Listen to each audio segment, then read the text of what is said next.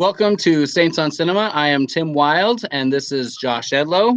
Hi, here I am. I'm in the Rocky Room, feeling zen, ready to talk. Let's do this. All right. Cut. And we are, quit laughing. It took the attention away from me. Okay. And we're here to do a retrospect on our top 7 comedies, underrated comedies, in our previous video.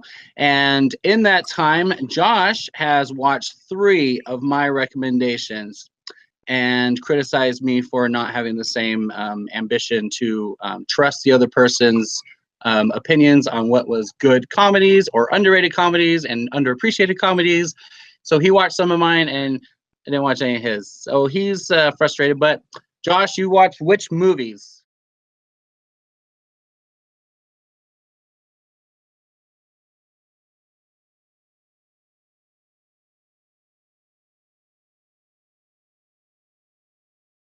I kind of think my list was a little more of unknown comedies versus underrated comedies. I think anyone that watched these would enjoy them. I agree with that. I liked your list because there were movies I'd never seen. And so because of that, it gave me new comedies to see. I'm good with that. And just to be clear, we the point of this episode wasn't to challenge each other to reconsider our list, but to just see what the other movies were about, to see how we felt about them. That's all this was. Yeah, at least one of us who took the time to watch the other person's list. So. Yeah, I'm so sorry that I didn't have time to watch a bunch of lame comedies on your list. Oh, well, let's talk about the lame comedy on your list now. All right.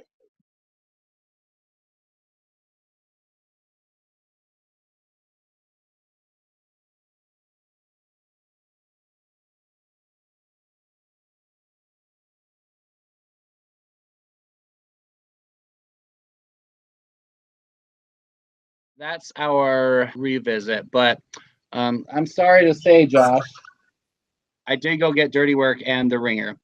Now, I watched them. I'm curious. So first of all, Dirty Work. That was your number one. Dirty Work, first of all, it felt like it was like an hour long. Like when the movie was over, I watched it tonight, actually. And when it was over, I was like, oh, it's been like an hour, it felt. We weren't reviewing these movies as like good movies, because it's definitely not a good movie. As far as the jokes, it's some parts is a little tasteless. I did laugh out loud a few times. Some of the jokes, the characters, the things that they did for their revenge business, and just things as it described what they did as kids and everything was funny. The whole story with Chevy Chase as the doctor and all those little things, and the villain, it kind of fell flat in a lot of things as far as the overall story as a comedy. It didn't feel fulfilling of a movie. Some of the jokes I did laugh out loud. I don't think it was a hysterical movie. I probably laughed just a couple of times. I was a much bigger fan of The Ringer. The Ringer, the thing about The Ringer is I couldn't tell at some parts if they were actors pretending to be handicapped or if they were actually handicapped. There were a lot of handicap in the movie, you could tell. And there was a lot of things in the credits talking about that. And this movie wasn't totally making fun of handicaps for the Special Olympics. That was the scenario. But I had a hard time determining which ones were real, which ones were. And the ones that were playing characters who were handicapped in this comedy, and it was hysterical. It was really funny watching them. I did laugh out loud several of the jokes. Just the first scene where he gets to the Special Olympics and for the tryouts, and he's walking around, and you just see in the background there's some guys running a lap, and one guy tripped and they all stop to help him up to continue the race. Just little things like that. I thought that was funny, and it was just in the background, and I didn't know that was going to be like a plot point later on, but they did it several times. I thought that was just funny by itself. I also liked the part where he was trying to do the high jump. Is the high jump where he jumps over the bar? And he walks in all kind of all cocky, like this shouldn't be a big deal to do all this stuff and take them out, but he like was struggling to compete with them, and he like jumped up in his second or third try in this, and he finally tried to jump over the bar, and he like fell in front of the mat. He didn't even make it onto the mat, and he collapsed. It was just so good. He did a lot of good falls. His impressions, I loved when he and Brian Cox was really funny in this. I love Brian Cox.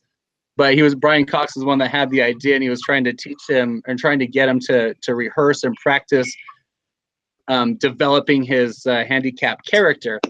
And I just love when it just showed him in training, and it showed him they were doing their research, watching some movies, and it showed like Forrest Gump, and then it had like the best hits of Chevy Chase or something like that. I just thought that was really funny. I was laughing. He came out with his characters. My name is Lance, and I like nuts. My name is Awesome, and I can count the potato. Hi, my name is Jerome. Can I have a slice of your duty?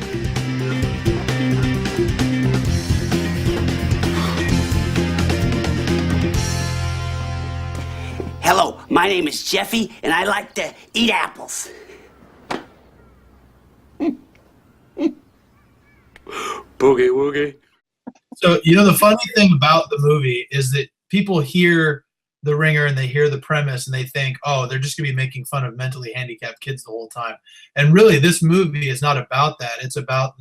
It's really about these kids are great kids, and just because they're mentally handicapped doesn't mean they can't do great things. And that's the premise of the movie. That's why I said the message of the movie is actually really great. And there are funny parts with him pretending to be mentally handicapped just because he looks so stupid. Like I loved when they asked him what his name is, and he said Jeffy Dahmer. And so little things like that are funny, but it's really the handicapped kids playing handicapped kids that's so funny, and just some of the things that they do, like the scene where they're holding him up and one's hitting him in the stomach with a boxing glove, and he's like, helping me, and they're like, he has a point, Stuff like that is really.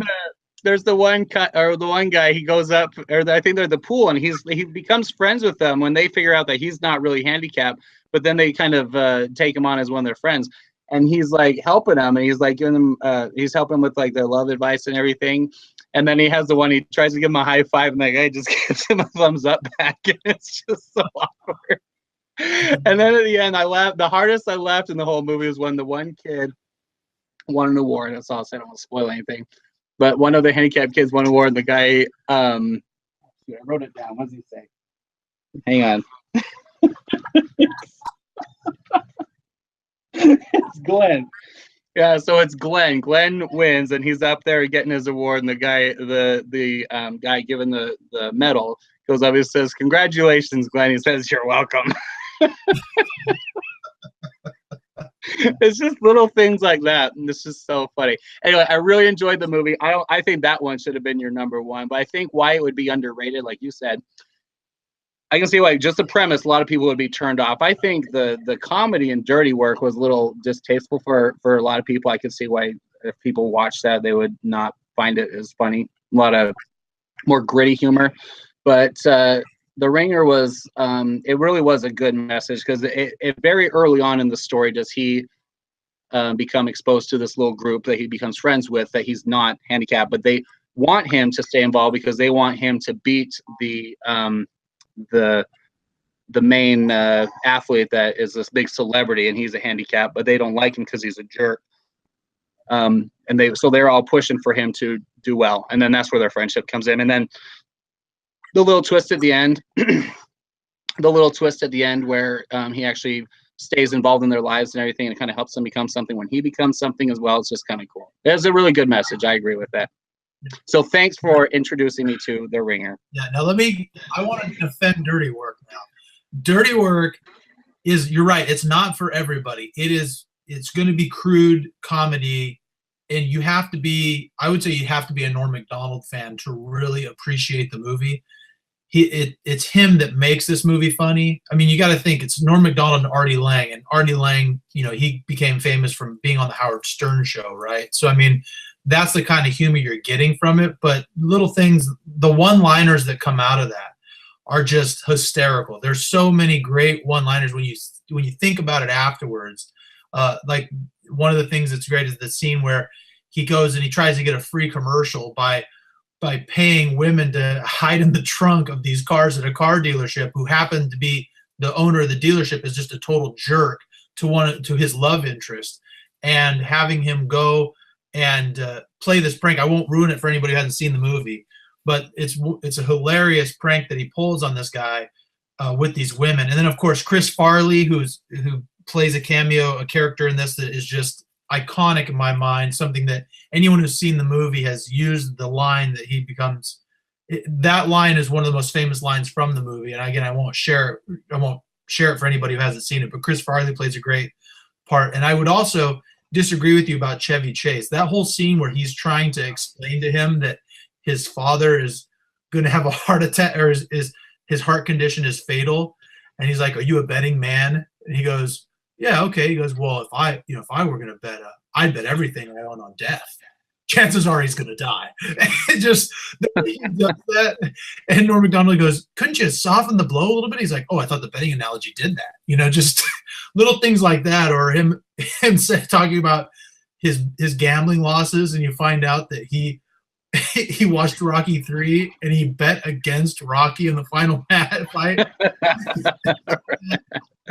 That are just really funny. So I love that movie. I think it's, like I said, I'm not going to change it as my number one. I still think that's the most underrated comedy of all time. But you have to be a specific type of person and a specific type of humor to enjoy it. So I agree with that.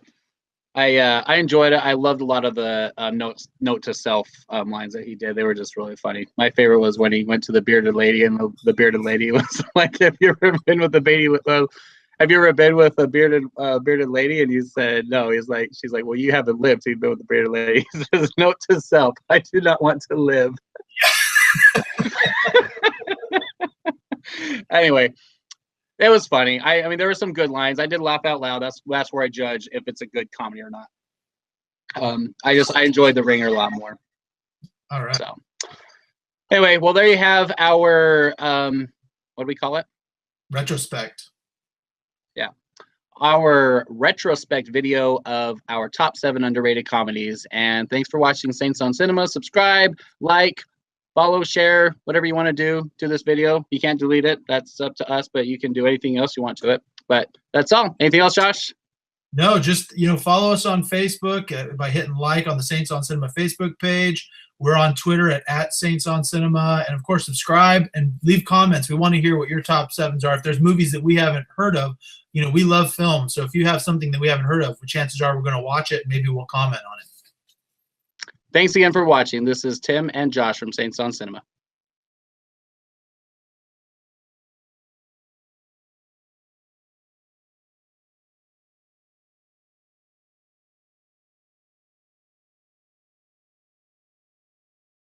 I thought that went pretty well.